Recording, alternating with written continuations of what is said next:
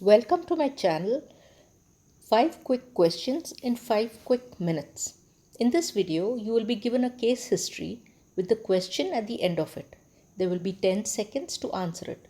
Along with the answer will be a brief explanation. So let's begin with the first question. A 30-year-old man comes to the physician because of a month history of cough and weight loss. A chest x-ray shows a right upper lobe infiltrate. His sputum sample is positive for acid-fast bacilli. Treatment with isoniazid, rifampicin, ethambutol, and pyrazinamide is started. Which of the following should be added to the medication regimen to prevent neurologic toxicity in this patient?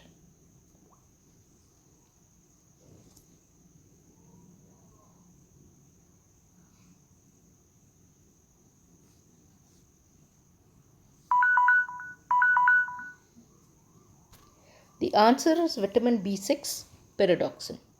The patient has tuberculosis, the clues being cough and weight loss. He also has a chest x-ray showing a right upper lobe infiltrate and acid-fast bacilli in the sputum which point to Mycobacterium tuberculosis.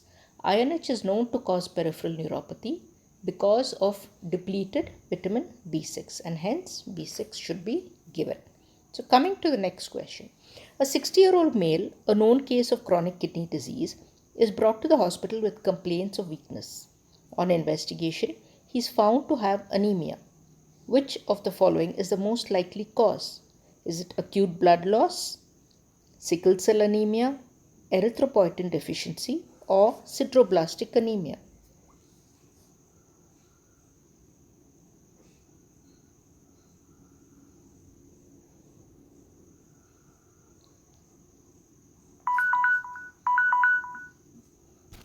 The answer is erythropoietin deficiency.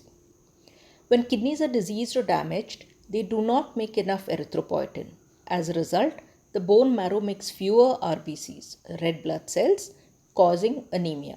When blood has fewer red blood cells, it deprives the body of the oxygen it needs, resulting in weakness. A 42-year-old female comes to the ophthalmologist with history of diplopia and ptosis. What is the most probable diagnosis? Is it myasthenia gravis, cataract, glaucoma, or multiple sclerosis?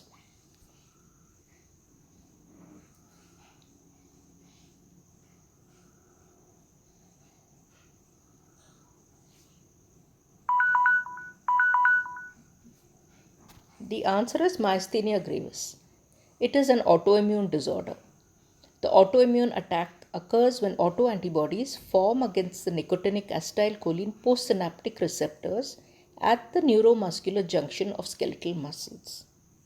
50 to 85% of patients with myasthenia gravis present with ocular symptoms with or without generalized weakness.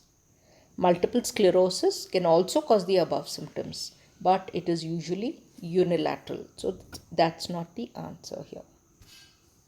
A 62-year-old male, a chronic alcoholic, is brought to the emergency room with complaints of vomiting blood.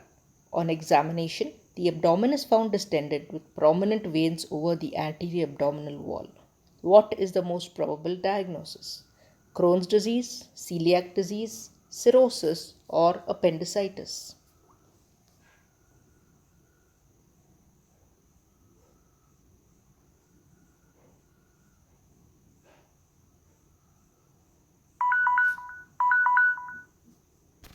Answer is cirrhosis. The patient is an alcoholic and suffering from liver cirrhosis. Liver cirrhosis causes portal hypertension along with complications of esophageal varices. These varices give rise to upper gastrointestinal bleeding, and the vein associated with it is the left gastric vein. Now, the last question.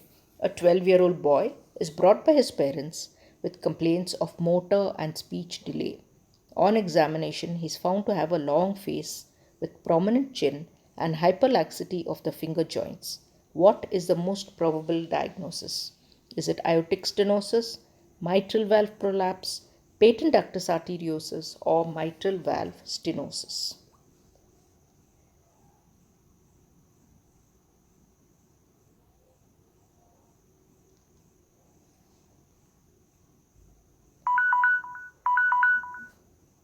The answer is mitral valve prolapse. Aortic stenosis is seen in older individuals. This boy is only 12. PDA is a cyanotic disease and the patient has crossed the childhood age, so this gets eliminated. Mitral valve stenosis is associated with rheumatic heart disease. So we come to the end of it. Thanks for watching. Please hit the like button if you like this video and subscribe to my channel. Don't forget to hit the bell icon and stay healthy, stay safe.